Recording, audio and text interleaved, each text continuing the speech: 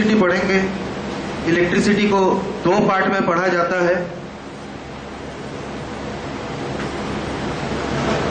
Notes में लिखा हुआ है।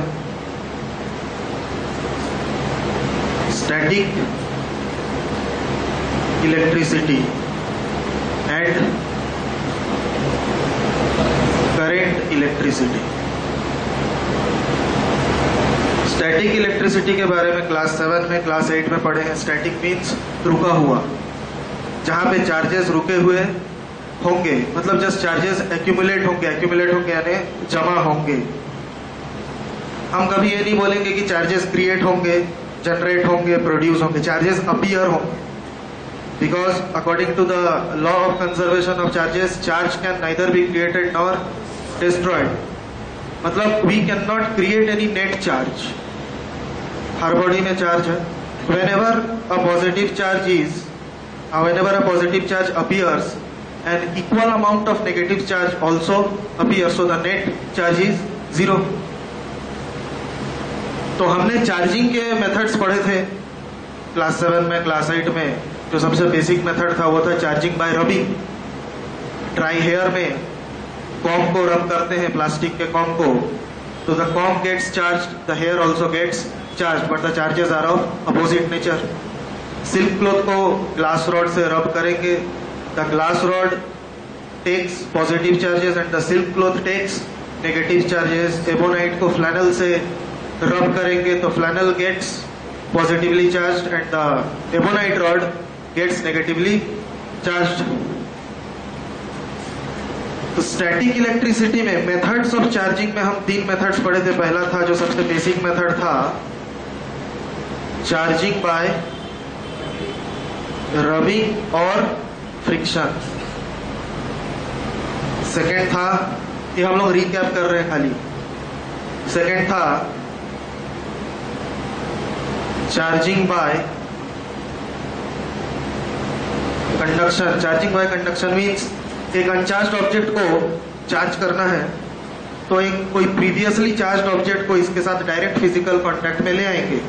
तो ये जो प्रीवियसली चार्ज्ड ये जो ऑब्जेक्ट था, सपोज इसमें नेगेटिव चार्जेस थे, तो ये अनचार्ज्ड बॉडी भी नेगेटिव चार्ज ले लेगा due to sharing of charges. Third था, ये थोड़ा लंबा प्रोसेस था, चार्जिंग बाय इंडक्शन।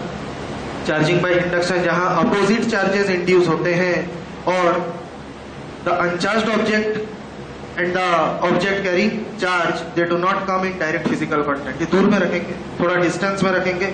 अगर इसमें नेगेटिव चार्जेस है तो इसमें पॉजिटिव चार्जेस इंड्यूस होते हैं। पहले इसके चार्जेस पॉजिटिव और नेगेटिव डिस्ट्रीब्यूट होते हैं। इसमें नेगेटिव चार्ज है, इसको पास में लाएंगे तो इसके पॉजिटिव चार्ज नियर एंड में जाएंगे इसके पास, और नेगेटिव चार्ज फार एंड में जाएंगे। फिर फार एंड को क्या करते हैं, अर्थ से कनेक्ट करते हैं, तो वो वाले चार्जेस जो फार एंड के चार्जेस है, नेगेटिव चार्जेस, वो अर्थ में चले जाते हैं और इसमें क्या बच जाता है, पॉजिटिव चार्ज। तो इस नेगेटिवली चार्ज्ड बॉडी के मदद से इसको पॉजिटिवली चार्ज करेंगे। कंडक्शन, चार्जिंग बाय कंडक्शन और चार्जिंग बाय इंडक्शन में जो बेसिक डिफरेंस है, चार्जिंग बाय कंडक्शन में इस बॉडी के सिमिलर चार्जेस इसमें आते हैं, चार्जिंग बाय इंडक्शन में इस बॉडी के अपोजिट चार्जेस इसमें आते हैं। इसमें पॉजिटिव है तो इसमें ये नेगेटिवली चार्ज होगा। अब स्टैटिक इलेक्ट्रिसिटी में मतलब जो दो ऑब्जेक्ट को चार्ज किए हैं, they carry some charge, the charges can not flow, something that flows is known as current. If charges flow, we call it current, electricity, electric current, ये वर्ड्स हम use करते हैं। तो पहले जब चार्जेस जमा हुए, एक्यूमुलेट हुए दो बॉडी में, वो दोनों बॉडी को अगर एक कंडक्टर से, वायर से कनेक्ट करेंगे तो मोमेंटरीली चार्ज फ्लो होगा, बहुत हल्का करंट फ्लो होगा फ्रैक्शन ऑफ सेकंड के लिए, फिर तुरंत बंद हो जाएगा। क्यों? क्योंकि दोनों ऑब्जेक्ट सेम पोटेंशियल पे आ जाएंगे तुरंत। अगर करंट को यानी चार्जेस को लंबे समय तक फ्लो करना है तो there should be a potential difference between the two objects और टर्मिनल्स। जैसे हमारे घर में 220 वोल्ट पे एक टर्मिनल मेंटेन्ड है, दूसरा terminal is close to 0 volt, तो इनके बीच में पोटेंशियल डिफरेंस है। तो कंटिन्यूअसली चार्ज फ्लो हो रहा है। एक सेल है, 6 वोल्ट का सेल है, यानी one terminal is at 6 volt, other is at suppose 0 volt, और difference is 6 volt, potential difference 6 volt का होगा, तो चार्ज फ्लो होगा, मतलब हमको करंट मिलेगा एक लंबे समय तक। बाद में जब उस सेल के अंदर का केमिकल्स एग्जॉस्ट हो जाएंगे, खत्म हो जाएंगे, तो फिर पोटेंशियल डिफरेंस हमको नहीं मिलेगा, तो करंट नहीं मिलेगा, तो हम उस सेल को रिप्लेस करते हैं। This is the difference between static electricity and current electricity. अब स्टैटिक इलेक्ट्रिसिटी में हमको पढ़ना है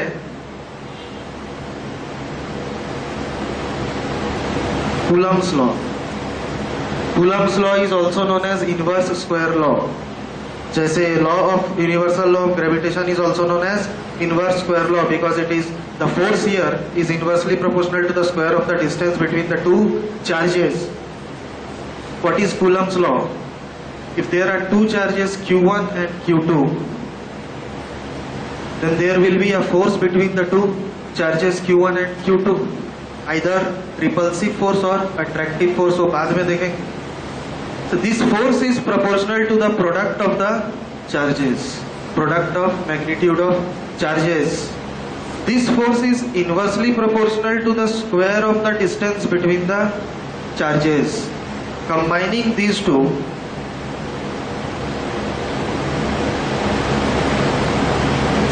if we replace the proportionality sign with equal to sign, then a constant appears K Q1 Q2 upon D square।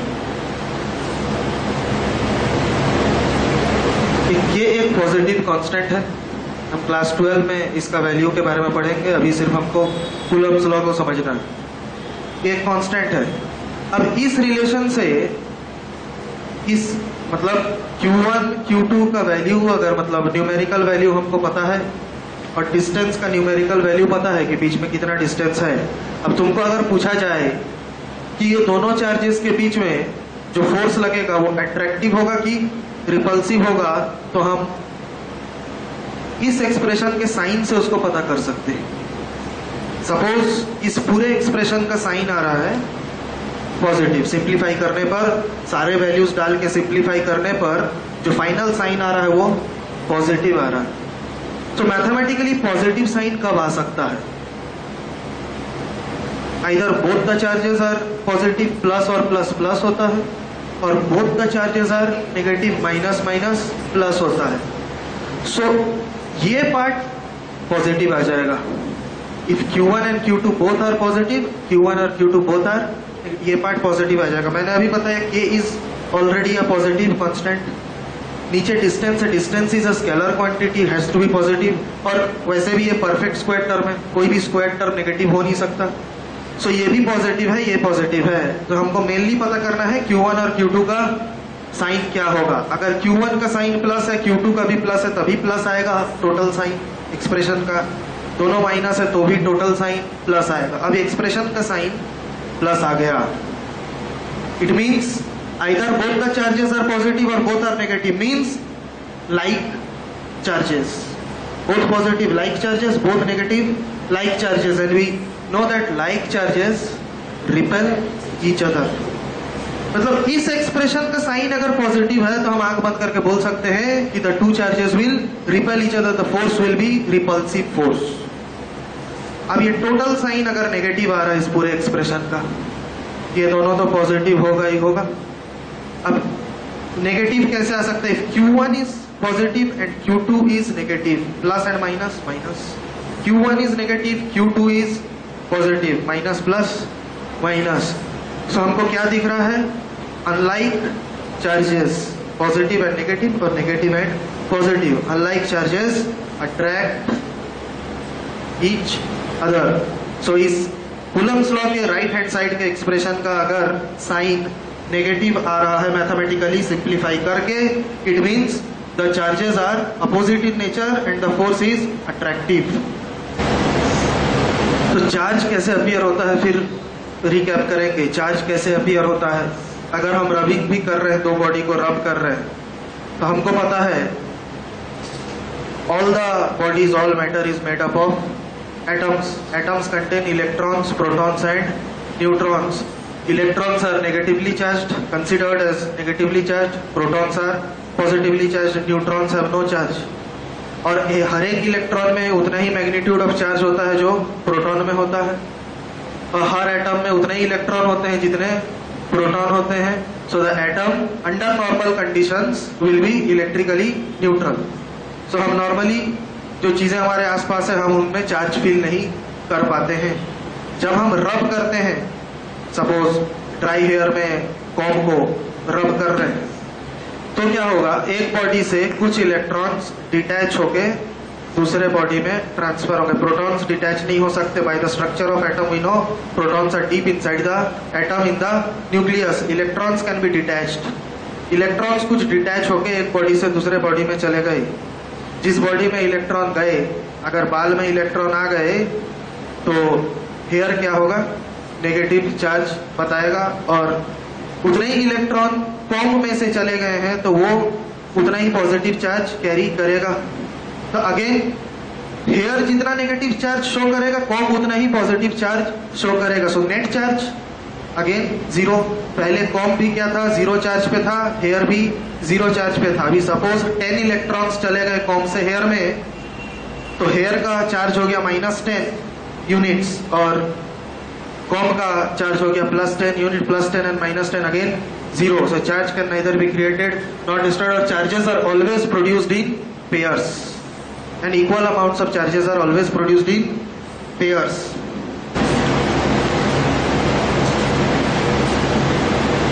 Electric potential. ये potential word हम पहले भी पढ़े हैं, क्लास 9 में भी पढ़े हैं, पोटेंशियल एनर्जी पढ़े हैं. पोटेंशियल वर्ड का मतलब क्या, कैपेसिटी. पोटेंशियल अभी कुछ हो नहीं रहा है, लेकिन पोटेंशियल है, कैपेसिटी है कि फ्यूचर में कुछ होगा. ये पोटेंशियल वर्ड का ये मतलब होता है. इलेक्ट्रिक पोटेंशियल का क्या मतलब होता है, the potential V at a point is the work done per unit charge in bringing a charge from infinity to that point. The potential denoted by V at a point. At a point, ये point कहाँ होना चाहिए, electric field के अंदर. Electric field के अंदर कोई point है, वहां का पोटेंशियल जिसको V से डिनोट कर रहे हैं वो कितना होगा, it is the work done per unit charge in bringing a charge from infinity to that point. V is equal to work done per unit charge. इसको दूसरे तरह से अगर मैं चेंज कर दूं, if the charge itself is unit charge 1 coulomb is the unit of charge. अगर ये चार्ज 1 है तो ये W/Q W ही होगा, W/1 W ही होगा.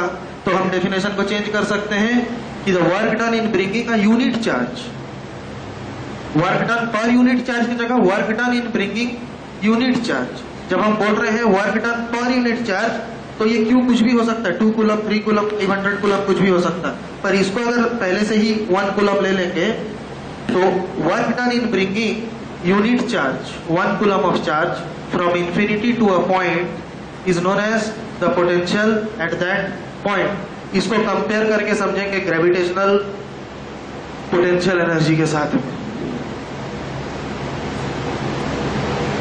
सपोज ये ग्राउंड लेवल है,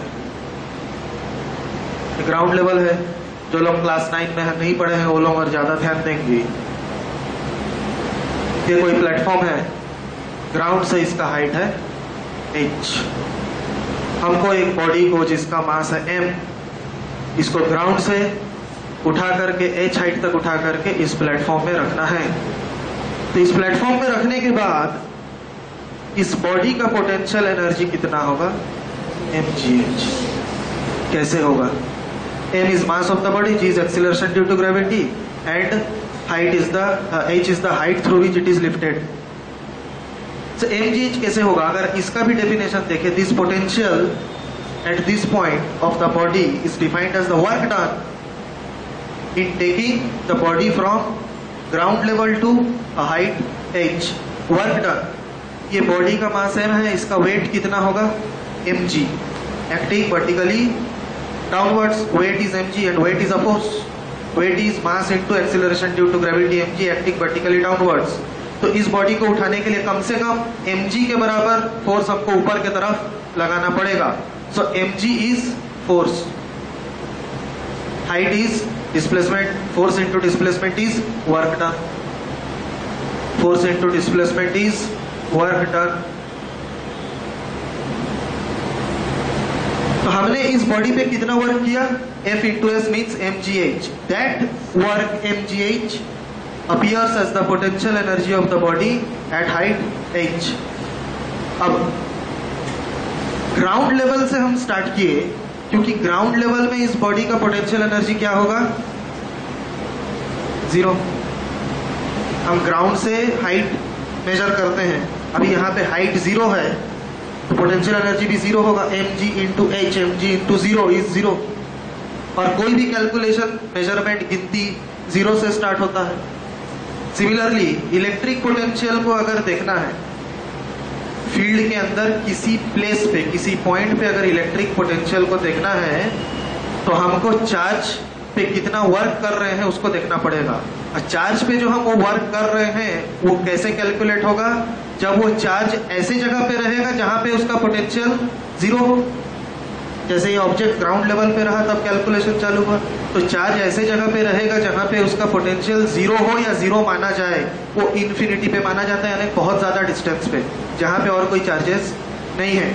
इलेक्ट्रिक फील्ड का मतलब ये है, suppose there is a charge capital Q, the region around this charge where the effect of this charge means force due to this charge, attractive or repulsive force is experienced, can be experienced, उस reason को क्या बोलते हैं?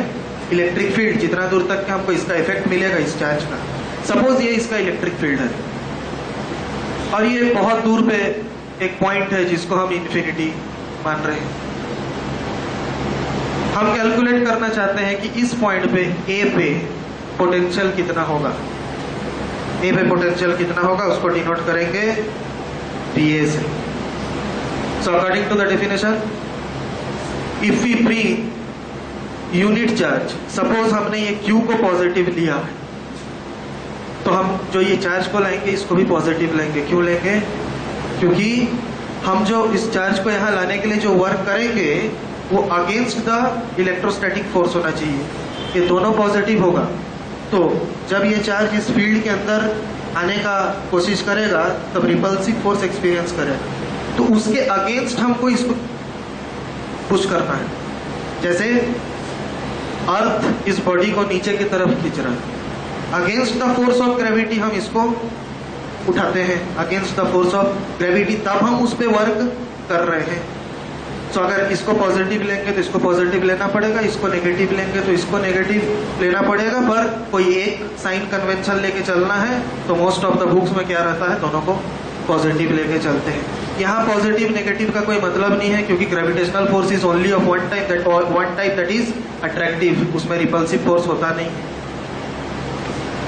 सो यहाँ से ये positive unit positive charge को हम लाएंगे, फील्ड के अंदर आएगा तो फोर्स एक्सपीरियंस करेगा. We will do work against this force to bring it here. So यहां तक लाने में जितना काम हुआ, जितना वर्क डन हुआ, दैट इज वोल्टेज और potential. VA is equal to W upon 1. ये चार्ज का मैग्नीट्यूड 1 है, means W. Work done in bringing unit positive charge from infinity to point A inside the electric field is the potential at A. Is the electric potential at point A inside the field. Electric potential difference. Actually हमने जो VA निकाला है वो भी एक तरह का potential difference ही है. कैसे? VA means VA minus 0. Something minus 0 is the thing itself. हम VA को क्या लिख सकते हैं? VA minus 0. और ये 0 कहाँ का पोटेंशियल होता है? इन्फिनिटी का. Infinity is a point where the potential is 0, इसीलिए मेजरमेंट वहां से चालू किए. So VA means VA minus V infinity. पर हमको अभी निकालना है, 2 पॉइंट लेना है A एंड B. हमको निकालना है VA माइनस VB क्या होगा? VA माइनस VB क्या होगा? So it is the work done in taking a unit positive charge from point B to point again एक यूनिट पॉजिटिव चार्ज को हम पॉइंट बी से पॉइंट ए लेके जाएंगे। तो फाइनल पोजीशन क्या है? ए। इनिशियल पोजीशन क्या है? B. B A minus B B. अगर ए से बी पे लाएंगे तो हम लिखेंगे B B minus B A. B B minus B A लिखेंगे। So potential difference between point A and point B is the work done in taking again work done in taking unit positive charge from point B to point A। इसको दूसरे तरह से भी समझ सकते हैं, infinity से A तक के लाए so potential at A, again infinity से B तक के लाए तो at B, BB minus BA। मतलब जैसे ऐसे समझो ग्राउंड लेवल, ये ग्राउंड लेवल है, इसका हाइट h1 है और इसका हाइट h2 है। ये एक और प्लेटफॉर्म है।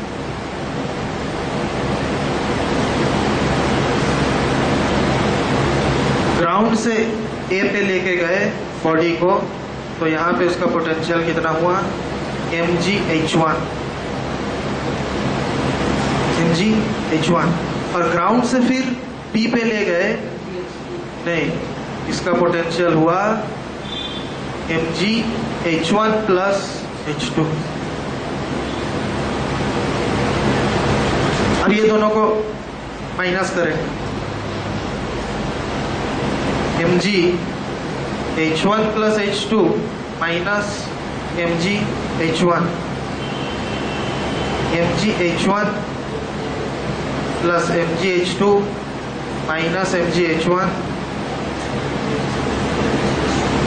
mgh2 क्या आ रहा है? mgh2 क्या हमने Va minus Vb minus Va किया, Vb minus Va, potential at B minus potential at A। मतलब हम A से B पे बॉडी को लेके गए, A से B के बीच का डिस्टेंस या हाइट कितना है? h2। तो पोटेंशियल क्या होना चाहिए? mgh2, और mgh2 आ रहा है। डायरेक्ट लिखेंगे तो mgh2, या तो माइनस करेंगे B के पोटेंशियल में से A के पोटेंशियल को। वैसे ही हम डायरेक्ट B से A लेके जा सकते हैं, वैसे भी डिफाइन कर सकते हैं, सोच सकते हैं या A का पोटेंशियल लेने के लिए इंफिनिटी से A पे लेके आएंगे चार्ज को, और बाद में इंफिनिटी से B पे लेके आएंगे और माइनस करेंगे तो भी आ सकता है। What is the unit of potential?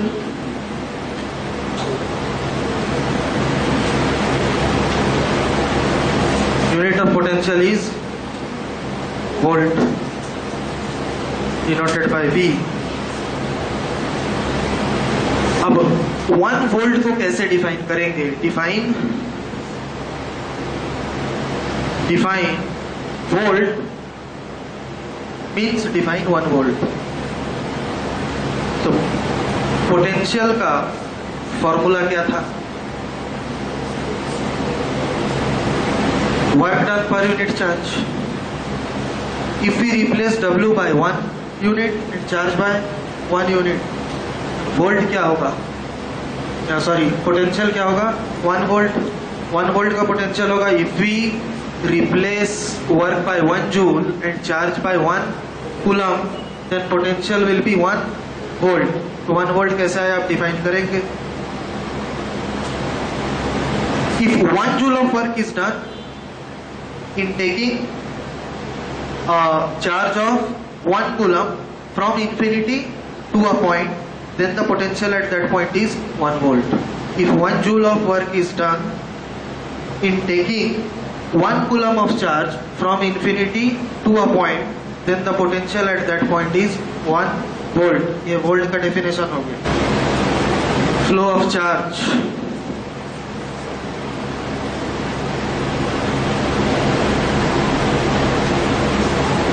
Flow of charge is possible between 2 terminals, 2 points or 2 bodies, if and only if there is a potential difference between the 2 terminals। जब दोनों का पोटेंशियल सेम हो जाएगा तो हमको कोई भी करंट नहीं मिलेगा। पोटेंशियल डिफरेंस होना चाहिए। अब पोटेंशियल डिफरेंस का मतलब one point should be maintained at higher potential, other point should be maintained at lower potential। फिर हम हायर पोटेंशियल और लोअर पोटेंशियल डिसाइड कैसे करते हैं? अगर चार्ज के लेवल पे जाएंगे, जिस बॉडी में या जिस टर्मिनल पे पॉजिटिव चार्जेस का पॉपुलेशन ज्यादा है, मोर पॉजिटिव चार्ज, वो क्या होगा? हायर पोटेंशियल पे होगा। यहाँ दोनों में पॉजिटिव चार्जेस है, सपोज ये ऐसे थियोरेटिकली बता रहा हूँ, दोनों में पॉजिटिव चार्जेस है, इसमें ज्यादा पॉजिटिव चार्जेस, इसमें कम पॉजिटिव चार्जेस है, तो ये हायर पोटेंशियल पे रहेगा, ये लोअर पोटेंशियल पे रहेगा।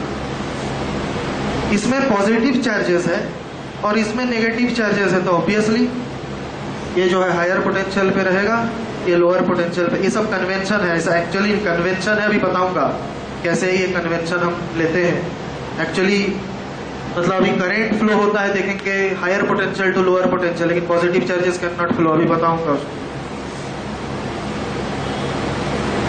सपोज दोनों में नेगेटिव चार्जेस, यहां नेगेटिव चार्जेस ज्यादा है, यहां नेगेटिव चार्जेस कम है। नेगेटिव चार्जेस ज्यादा means relatively speaking positive charges कम, नेगेटिव चार्जेस कम मीन्स पॉजिटिव चार्जेस ज्यादा। तो again this is at higher potential, this is at lower potential. More positive charge, lower potential, sorry, more negative charge, lower potential, less negative charge means higher potential. So potential difference maintain होना चाहिए दो point के बीच में। This potential difference is maintained by either using generator or dynamo or cell. A combination of cells is known as battery. हम कोई भी circuit देखेंगे, कोई भी कभी भी सर्किट देखेंगे, तो करंट का जो डायरेक्शन उसमें एरो से बताया जाता है, वो पॉजिटिव टर्मिनल से नेगेटिव टर्मिनल हमेशा बताया जाता है। But positive charges can not flow, तो फिर ये कन्वेंशन क्यों फॉलो करते हैं? कन्वेंशन मीन्स ट्रेडिशन और रूल जो फॉलो होते आ रहा है, उसको फॉलो कर रहे हैं। पॉजिटिव से पॉजिटिव टर्मिनल से नेगेटिव टर्मिनल के तरफ करंट को हम लेते हैं, means higher potential to lower potential लेते हैं। बट हमको पता है protons can not flow, electrons can flow.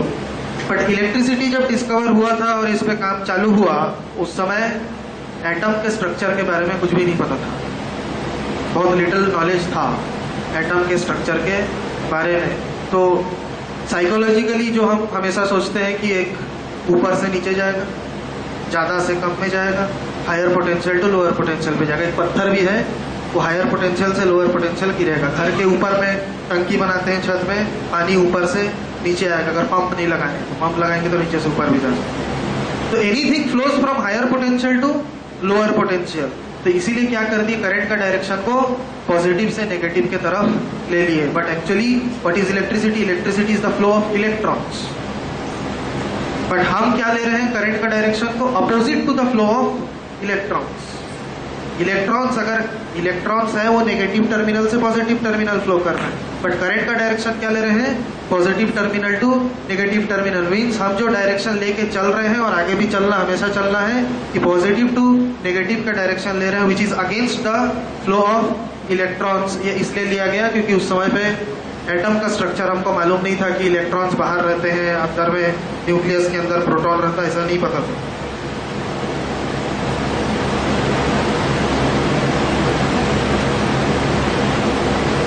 Direction of flow of positive charges is taken as the direction of flow of current hypothetically.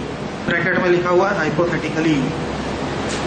The direction of flow of positive charges is taken as the direction of flow of current, but positive charges cannot flow.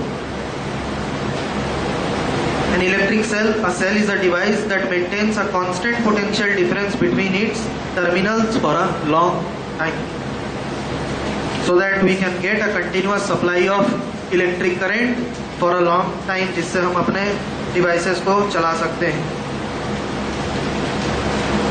What is electric current? Flow of when charges flow we get an electric current, but mathematically what is electric current? Electric current is denoted by I. It is the charge flowing per unit time. Words में definition को देखेंगे, the charge flowing per unit time through a given place, the charge flowing per unit time through a given place is the magnitude of the electric current at that place. Mathematically it is I is equal to Q upon T. और current का unit SI unit होता है ampere, charge का unit होता है coulomb और इसका second. So what is 1 ampere? 1 coulomb upon 1 second. So if a charge of 1 coulomb crosses certain place or area in 1 second, then the current there is 1 ampere.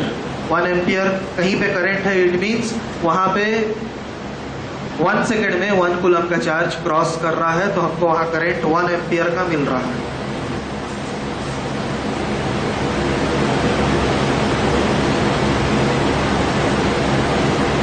George साइमनो, इन्होंने अपना ये law दिया था. Again मैं बता रहा हूं, मैं अभी जैसे तुमको ओम्स लॉ बताऊंगा वैसे एग्जामिनेशन में लिख के मत आना, मार्क्स काट देगा.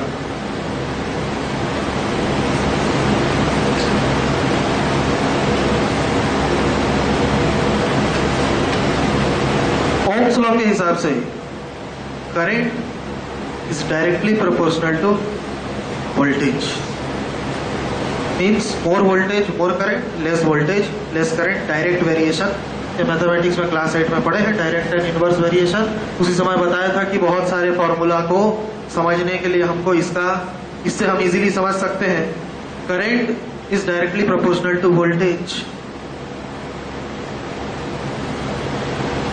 If the proportionality sign is replaced by equal to sign, तो हमको यहाँ पे कुछ कांस्टेंट ऑफ प्रोपोर्शनैलिटी लिखना पड़ेगा, which is G. Which is G. G is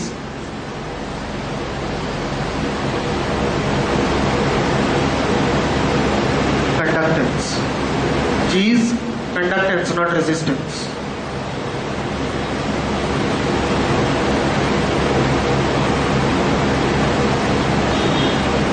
G is the inverse or reciprocal of resistance.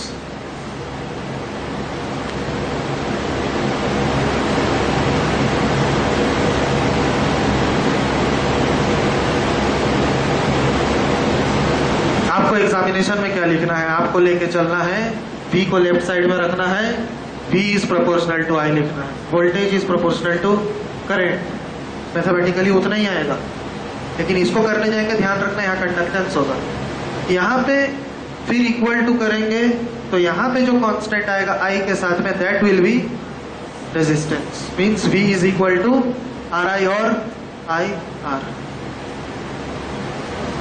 ये करना है. मैंने ऐसा क्यों किया?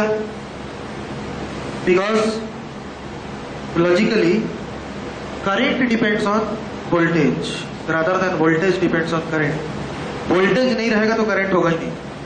Current depends on voltage, voltage does not depend on current. इसीलिए मैंने इसको लेफ्ट में लिखा, इसको राइट में लिखा, कोई फर्क नहीं पड़ता है. इसको लिख के आना है एग्जामिनेशन में. पर ये सब होता कब है? इसके लिए कंडीशन ये है, टेम्परेचर शुड बी कांस्टेंट.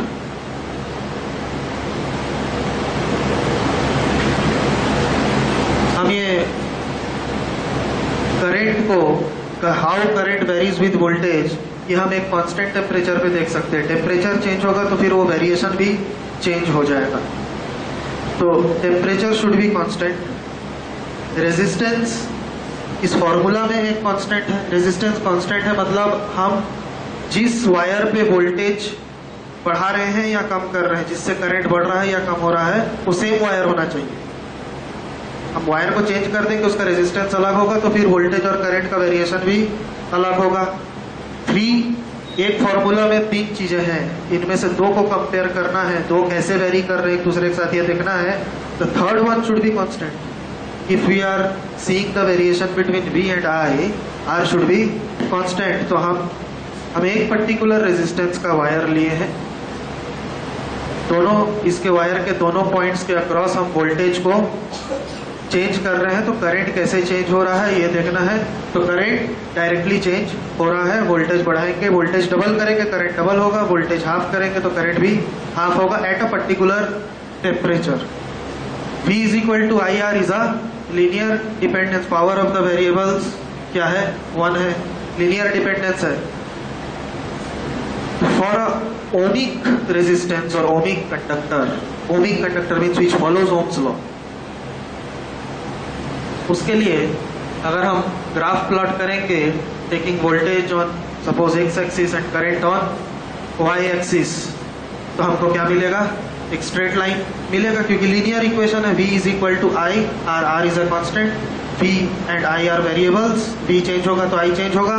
तो हम ये पॉइंट्स प्लॉट करेंगे तो ये पॉइंट्स एक लाइन में प्लॉट होंगे, पॉइंट्स को जोड़ेंगे तो एक स्ट्रेट लाइन मिलेगा। इसका ग्राफ भी यहाँ नोट्स में दिया गया है।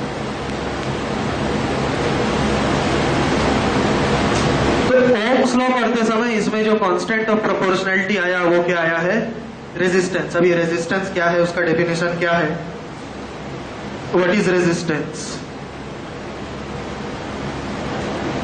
रेजिस्टेंस कई प्रकार का होता है, हम यहाँ पे इलेक्ट्रिकल रेजिस्टेंस समझ रहे हैं। रेजिस्टेंस हमारे बॉडी में भी होता है टू फाइट विद जर्म्स और इन्फेक्शन, जो हमको या बीमारी से लड़ने के लिए वो WBC हमको रेजिस्टेंस प्रोवाइड करता है, मतलब रोकना या बर्दाश्त करना या टॉलरेट करना, उसको क्या बोलते हैं, air resistance.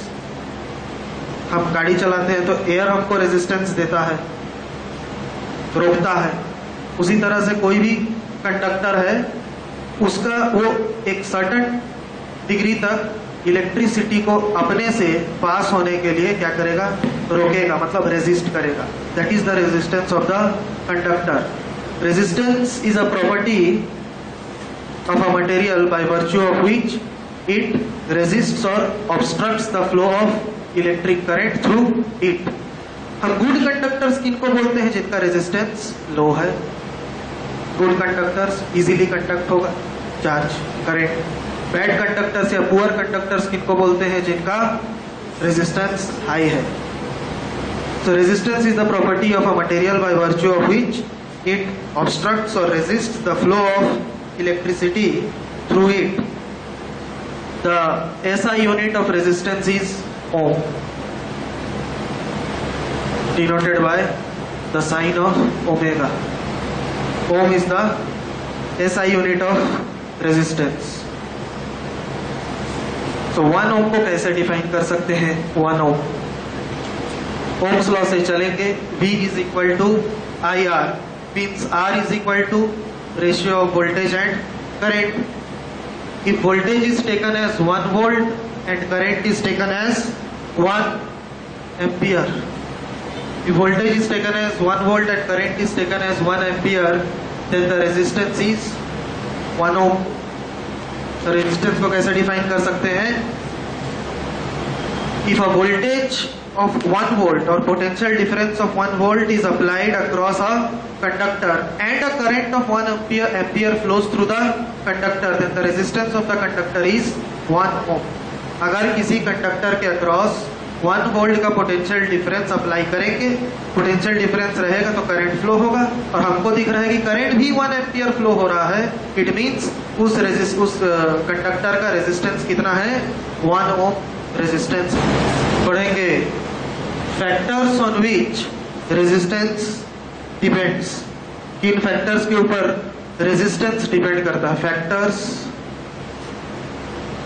On which resistance means resistance of a material depends, किन फैक्टर्स के ऊपर रेजिस्टेंस डिपेंड करता है। Resistance denoted by R depends upon the length of the conductor directly. Resistance depends upon the area of cross section of the conductor, but inversely. अगर हम ये दोनों को कंबाइन करते हैं तो resistance is proportional to L upon A, again if we replace the proportionality sign with equal to sign, तो एक कांस्टेंट आना चाहिए rho. Rho means RHO pronunciation होता है रो, ये रो का सिंबल है। This rho is resistivity. अब ये रेजिस्टिविटी क्या है? रेजिस्टेंस हमने पढ़ा कि रोकने का क्षमता, कैपेसिटी टू ब्लॉक और ऑब्स्ट्रक्ट और टॉलरेट, बर्दाश्त करने का। Resistivity is a more basic property of a conductor. Resistivity is a more, ये सब जो है factors on which resistance depends, ये हम अज्यूम कर, हमारा जो अजम्पशन रहेगा वो रहेगा टेम्परेचर शुड बी कांस्टेंट। एक पर्टिकुलर टेम्परेचर पे हमारे पास में ये सपोज एल्यूमिनियम का कंडक्टर है, उसका लेंथ इतना है, तो जो रेजिस्टेंस इसका जो भी होगा इसका लेंथ के ऊपर डायरेक्टली डिपेंड करेगा। लेंथ को और बढ़ाएंगे तो रेजिस्टेंस बढ़ेगा। एरिया के ऊपर इनवर्सली वेरी करेगा, एरिया को कम करेंगे तो रेजिस्टेंस बढ़ेगा। पतला वायर लेंगे तो रेजिस्टेंस बढ़ेगा, लेंथ उतना ही रखेंगे तब। दोनों को कंबाइन करेंगे तो R is proportional to L upon A। Constant of proportionality is resistivity, which is a more basic property of a material. अब एक पर्टिकुलर टेम्परेचर पे किसी एक पर्टिकुलर मटेरियल का रेजिस्टिविटी हमेशा सेम रहेगा। बुक में वो टेबल मिलेगा तुमको एक टेम्परेचर पे, सपोज रूम टेम्परेचर पे मिलेगा। मतलब अगर हम 25 डिग्री सेल्सियस पे देखते हैं तो एल्युमिनियम, प्योर एल्युमिनियम का एक पर्टिकुलर रेजिस्टिविटी होगा which can not change. Copper का एक अलग होगा, सिल्वर का अलग होगा, आयरन का, सबका एक अलग अलग रेजिस्टिविटी होगा। क्या होगा रेजिस्टिविटी अभी बताऊंगा, सबका एक पर्टिकुलर रेजिस्टिविटी है। अब हम एक कॉपर का पीस उठा रहे हैं जिसका एक पर्टिकुलर लेंथ है, एक particular area of cross section है, तो ये सब चीज कंबाइन होके हमको क्या मिलता है तब? Resistance.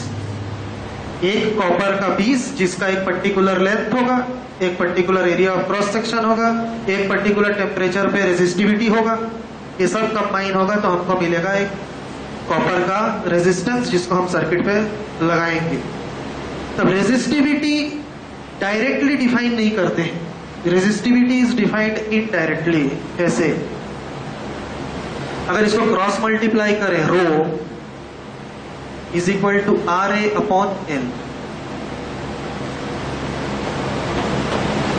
Row is equal to RA upon L। I am going to define resistivity in terms of resistance। मतलब कब ये रेजिस्टिविटी इस रेजिस्टेंस के इक्वल होगा?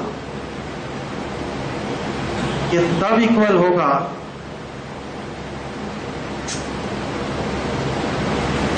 जब एरिया 1 यूनिट या SI यूनिट पे चलेंगे तो metre square, length 1 metre. Area को 1 और लेंथ को 1 कर देंगे तो ये रो इज इक्वल टू क्या आ जाएगा?